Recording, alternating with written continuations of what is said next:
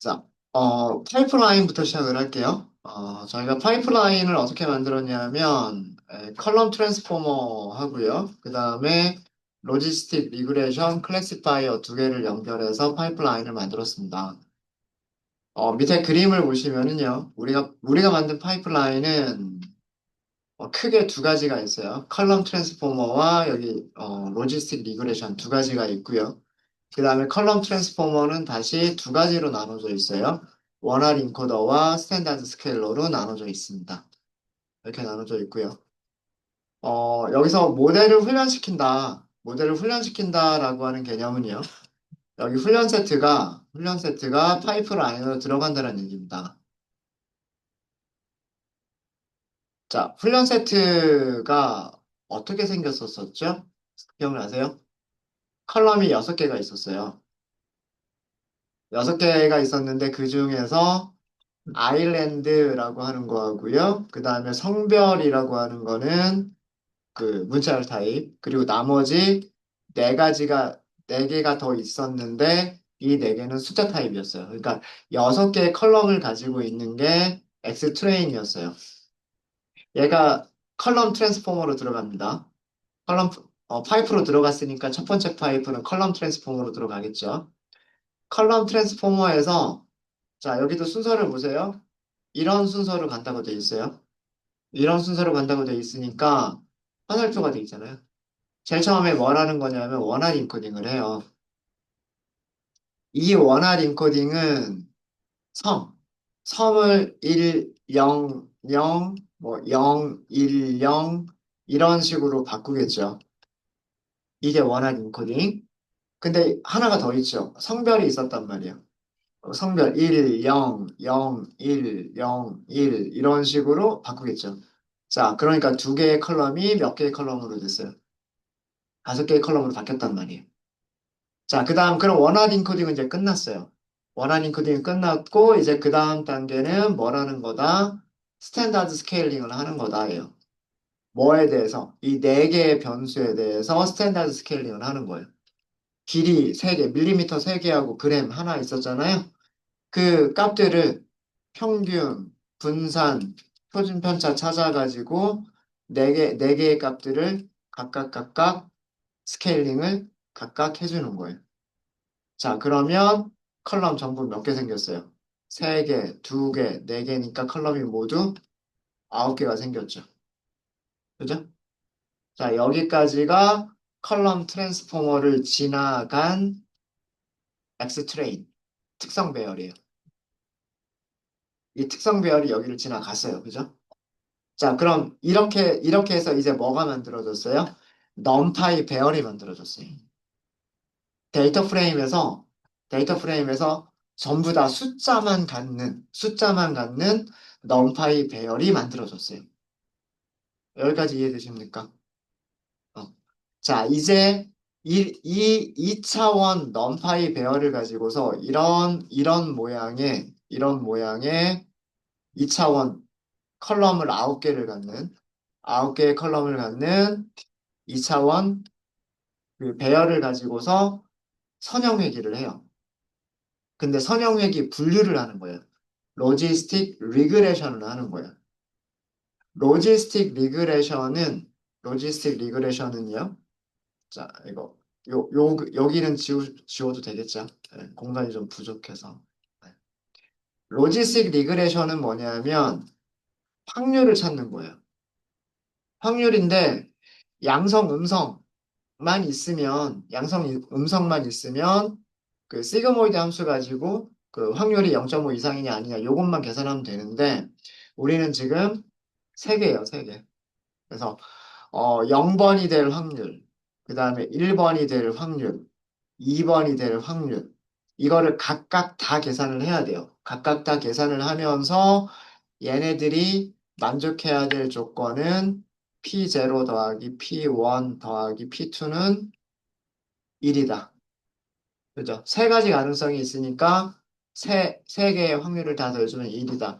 이런 거를 만족하는 그런 확률을 찾으면 돼요. 확률을 찾는 공식은 있어요. 있는데 뭐 그것까지는 말씀드리진 않고요. 대략 얘는 무엇을 가지고서 이 P0가 될 확률을 계산한다. 아까 말씀드렸던 선형회기식. 이런 선형회기식을 가지고서 이 선형회기식을 시그모이드 함수와 비슷하게 생긴 녀석한테 넣어서 확률을 계산을 하는 거예요. 여기 있는 개수들을 찾는 과정. 여기 있는 개수들을 찾는 과정이 로지스틱 리그레션이에요. 로지스틱 리그레션. 근데 얘네들을 찾으려면 우리 회계에서는 무엇을 최소로 만들어주는 W들을 찾는다 그랬어요? 민, 스퀘어, 에러를 최소로 만들어주는 W들을 찾는다 그랬죠? 아, 비슷한 원리, 비슷한 논리예요. 비슷한 논리로 분류에서는 크로스 엔트로피라고 하는 개념이 있는데 크로스 엔트로피를 최소로 만들어주는 이런 W들을 찾아가는 과정이 그게 로지스틱 리그레션이에요. 로지스틱 리그레션. 그러면 실제값하고 그죠? 실제값하고 예측값을 비교를 해야 되잖아요. 실제값하고 예측값 그 MSE의 개념이 이거잖아요. 실제값에서 예측값을 뺀 이 오차들의 제곱의 평균이 제일 작게 만든다. 그거잖아요. 그죠? 그래서 오차를 계산하기 위해서 필요한 게 뭐예요? 실제 레이블. 실제 레이블이 오차를 계산하기 위해서 필요한 거고, 그래서 이런 선형회기식과 얘를 비교해서 오차를 최소로 만들어주는 W들을 찾아가는 과정이에요.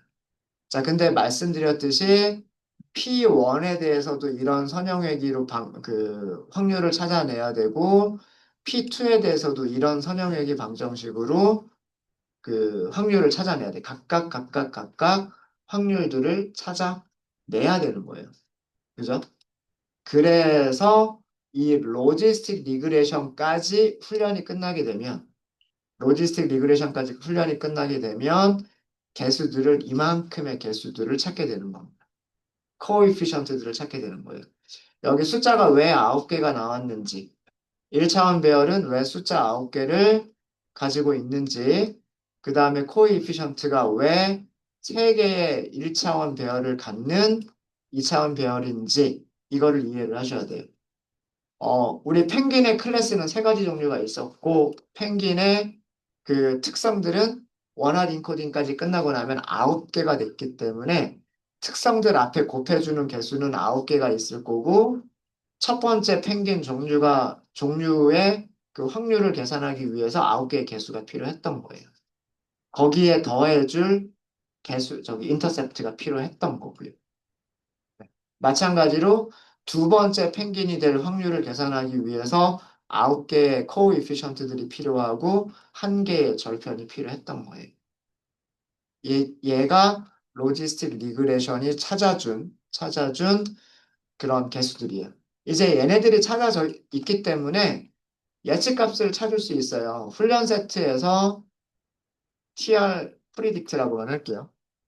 여기가 훈련 세트에서 예측값은 우리 파이프라인에서 예측하다 프리딕트가 있어요.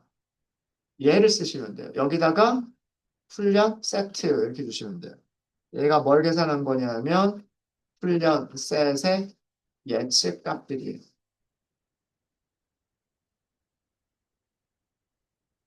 한 10개 정도만 한번 출력해 볼까요? 얘가 뭐라고 예측을 했는지. 예측값 앞에서 10개 이런 레이블들로 예측을 했다는 얘기예요.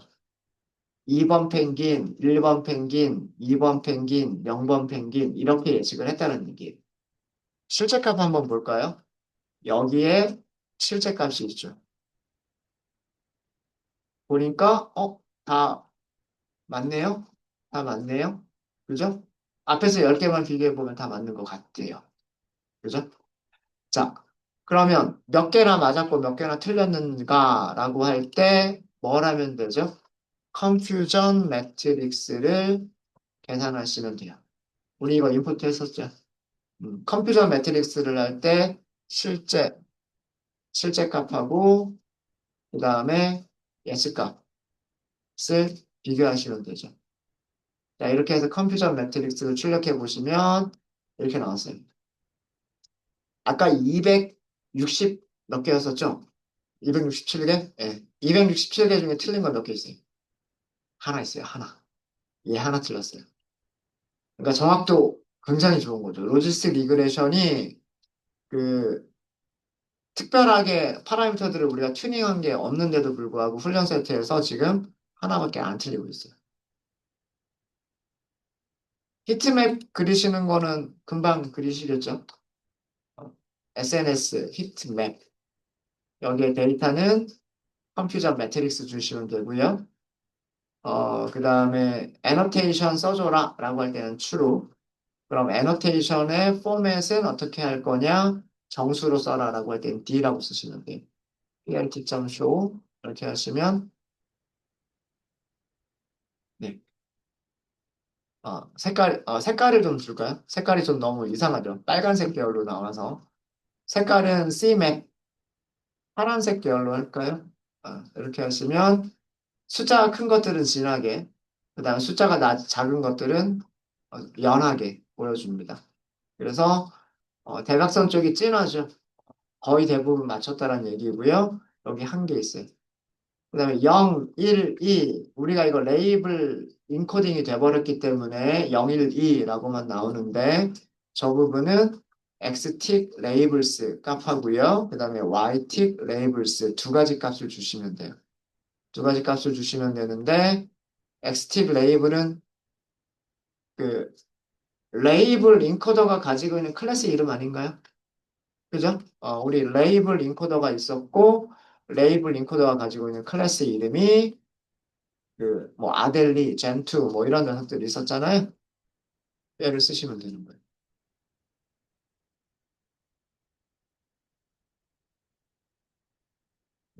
자, 컴퓨전 매트릭스를 생각을 하실 때, 컴퓨전 매트릭스를 생각을 하실 때 요렇게 보시면 되는 거고요. 이렇게 보시면 되는 거고, 이렇게 보시면 되는 건데 어,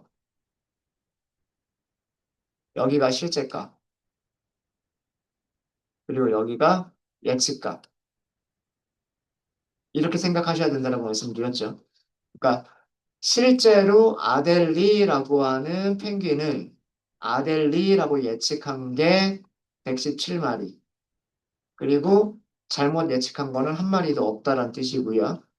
그 다음에 친스트랩이라고 하는 펭귄을 아델리라고 예측한 게 하나가 있고, 그러니까 하나가 틀렸죠. 그 다음에 친스트랩이라고 맞게 예측한 게 53마리. 얘가 좀 개수가 좀 작았을 거예요. 그 다음에 젠투라고 하는 펭귄을 젠투라고 예측한 게 95개, 틀린 거는 하나도 없다라고 하는 거를 보실 수가 있으십니다. 이게 컴퓨터 매트릭스. 그러니까 굉장히 점수가 좋은 거예요. accuracy, precision, recall 이런 것들을 한꺼번에 출력해 보고 싶으시면 classification report 여기에 실제값하고요, 예측값하고를 주시면 한 번에 다 보실 수가 있으십니다. 267개 중에서 하나만 틀려가지고요. 그래서 이거 사실은 0.999 얼마겠죠? 반올림해서 소수점 세 번째 자리에서 반올림 했더니 1.0이 됐다라는 그런 뜻이에요. 0.999 뭐 이런 정도였었나 보죠. 그러니까 정확도는 이거 계산한 거잖아요. 0.996이었군요. 0.996. 그래서 세 번째 자리에서 반올림하니까 1.0처럼 보였던 거예요. 자, 그러면 이제 중요한 거는 얘가 과대적 합이 이건 너무 과대적 합이 아닐까? 이런 불안감이 들잖아요. 그죠? 예, 그래서 사실은 검증 세수로 해봐야 되는 거예요. 우리 사실은 트레인, 테스트, 그 다음에 그 트레인을 다시 트레인과 검증 세수로 나눠서 검증 세수를 해보고 하이퍼 파라미터도 검증 세수에서 이렇게 해보고 그래야 되는 거예요, 사실은. 음. 근데 지금 테스트 셋을 검증 셋처럼 사용해 보려고 하는 겁니다. 테스트 프리딕트. 그럼 파이프라인에서 예측해 주세요. 이렇게 하시면 되고, 여기에 테스트 셋 이렇게 주시면 돼요. 여기가, 어, 테스트 셋의 예측각. 얘는 출력은 안 할게요. 출력 안 하고, 바로 컨퓨전 매트릭스, 얘는 테스트 셋이니까 따로 변수 이름 따로 붙일게요. CM 테스트, 컨퓨전 매트릭스, Y, 테스트랑 비교하시면 되죠. 그리고 테스트 예측값과 비교하시면 돼요.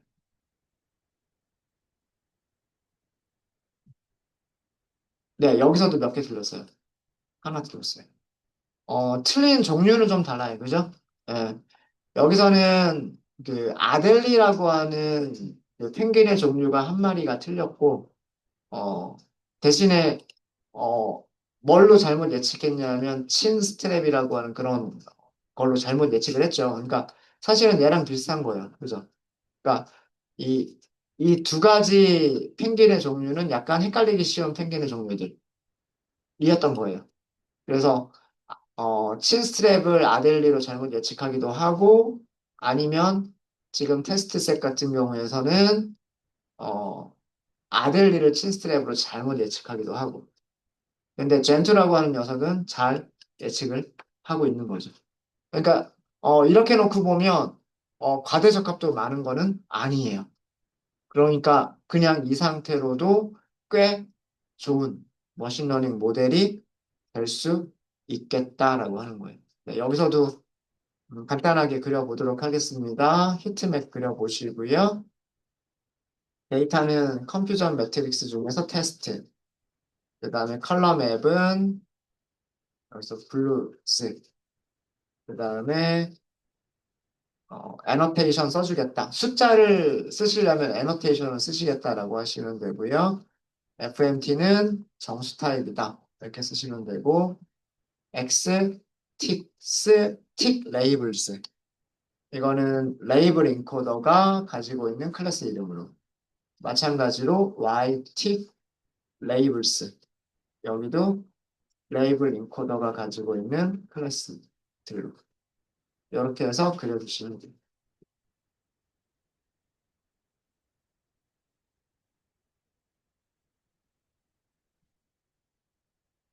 그리고 정확도 같은 것들을 출력해 보기 위해서 클래시피케이션 리포트. 여기도 사용하시는 방법은 똑같죠. 실제값, 예측, 값. 99%라고 나왔어요. 그러니까 과대적 합 거의 없고요. 로지스틱 리그레션 같은 경우에 과대적 합 거의 없고 굉장히 좋은 분류 성능을 보여주는 그런 머신러닝 모델입니다. 여기서는 굳이 하이퍼 파라미터, 이 정도면 하이퍼 파라미터를 튜닝하지 않아도 괜찮을 것 같아요. 그래서 만약에 하이퍼 파라미터를 튜닝하고 싶으시면 네, 훈련 셋을 훈련 검정으로 나누지 마시고요. 그냥 우리 그리드 서치 CV 있잖아요. 걔가 5폴드 검증을 하니까 거기서 그냥 애가 알아서 검증 셋 나누고 그 튜닝하도록 하시면 돼요. 그래서 사실 이 단계는 여러 가지 모델들을 비교를 해보시는 거예요. 로지스틱 리그레션도 비교해보고 뭐, 그 다음에 SGD 클래시파이어도 있죠. 그것도 KNN도 비교해보고, 디시전 트리도 비교해보고, 랜덤 트리도 비교해보고. 그래서 이런 것들을 다 비교해보고 나서 가장 좋은 모델 하나를 선택해서 그 모델에서 이 테스트 셋의 정확도를 보시는 거예요, 사실은. 지금 우리는 이 파이프라인이 최적의 모델이다라고 생각하고 그냥 여기에서 그 결과를 본 것뿐이에요. 네, 혹시 질문 있으십니까? 질문 있으세요? 질문 없으십니까? 어떤 질문이든지 좋아요. 질문 주세요. 질문 없으세요? 자, 이렇게 해서 저희가 그동안 한 것들을 쭉 생각을 해보시면은요, 지도학습에 대한 내용들은 거의 다 했어요. 여러분들 교재에 있는 내용들은 다 설명을 드렸고, 그 다음에 예제들도, 교재에 있는 예제들보다 좀 다른 예제들을 가지고 와서 많이 설명을 드렸었고요. 이제 오늘과 내일 남은 시간 동안에는 또 하나의 분류 문제를 더 해보도록 하겠습니다. 어떤 분류 문제를 해볼 거냐면, 이미지 분류를 해볼 거예요. 이미지. 우리가 딥러닝까지 하지 않더라도 우리가 공부한 머신러닝 알고리즘들, 제일 처음에 KNN 했었죠. 그죠? 그 다음에 로지스틱 리그레션 했었죠. SGD 클래시파이어, 어, 확률적 경사하강법을 이용한 분류기, 그 다음에 디시전 트리, 그 다음에 앙상블 학습 방법으로 랜덤 포리스트, 그 다음에 이론적인 설명은 드리진 않았지만 서포트 벡터 머신 클래시파이어, 이런 것, 요 정도가 있어요. 요 정도. 얘네들만 이용해도 이미지 분류를 하실 수가 있고요. 꽤나 정확하게 그 분류를 하실 수가 있으세요. 그래서 그 이미지 분류하는 그런 것들을 해보도록 하겠습니다. 이거 하시면 좀 재밌을 거예요. 네. 이미지 분류할 때 가장 많이 사용하는 데이터셋 중에 하나가 그 손글씨, 손으로 숫자를 쓴 손글씨들을 분류하는 거. 그런 그 예제 데이터셋이 있어요. 그런 게 있고, 그 다음에 뭐 과일 종류도 있어요. 과일이 뭐 사과냐, 파인애플이냐, 바나나냐, 뭐 이런 것들을 분류하는 그런 예제 데이터들이 만들어진 것들이 있어서 그런 예제 데이터들을 이용해서 저희가 이미지 분류를 할 거고요. 이미지 분류를 하기 전에 일단 뭐 그 이미지라고 하는 것들이 어떤 데이터 셋으로 나타내질 수 있는지, 2차원 배열로 어떻게 만들어질 수가 있는지, 뭐 이런 것들도 설명을 좀 드리도록 하겠습니다. 주제가 좀 바뀔 거여서 시간이 좀 이르기는 하지만 잠깐 쉬었다가 다음 시간에 바로 다른 주제로 들어가는 게 나을 것 같아요. 네? 30분까지 쉬는 시간 가지시고요. 30분에 이미지 분류에 대한 기초 작업들부터 진행을 하도록 하겠습니다.